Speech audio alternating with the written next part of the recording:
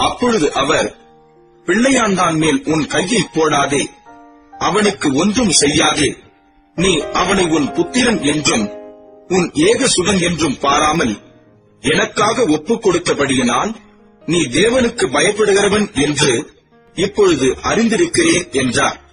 Abraham தன் கண்களை ஏறெடுத்து பார்க்கும்போது, இதோ பின்னாக புதரிலே தன் கொம்புகள் சிக்கிக் கொண்டிருந்த ஒரு ஆட்டுக்கடாவை கண்டான்.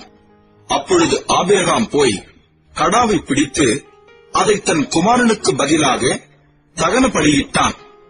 ஆபிரகாம் அந்த இடத்துக்கு ஏகோவாயீரே என்று பெயரிட்டான்.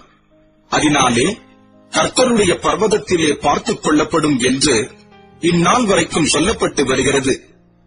கர்த்தருடைய தூதனானவர் இரண்டாம் தரம் வானத்திலிருந்து ஆபிரகாமை கூப்பிட்டு, நீ உன் புத்திரன் என்றும் உன் ஏகசுதன் என்றும் பாராமல் அவனை ஒப்புக் கொடுத்து இந்த காரியத்தை செய்தபடியால் நான் உன்னை ஆசீர்வதிக்கவே ஆசீர்வதித்து உன் சந்ததியை வானத்து நட்சத்திரங்களைப் போலவும் கடற்கரை மணலைப் போலவும் பெருகவே பெருக பண்ணுவேன் என்றும் உன் சந்ததியார் தங்கள் சத்துருக்களின் வாசல்களை சுதந்திரித்துக் கொள்ளுவார்கள் என்றும் நீ என் சொல்லுக்கு கீழ்ப்படிந்தபடியினால் உன் சந்ததிக்குள் பூமியில் உள்ள சகல ஜாதிகளும் ஆசீர்வதிக்கப்படும் என்றும் என் பேரில் ஆணையிட்டேன் என்று கர்த்தர் சொல்லுகிறார் என்றார்.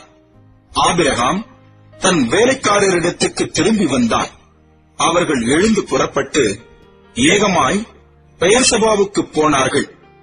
ஆபிரகாம் பெயர்சபாவிலே குடியிருந்தான்.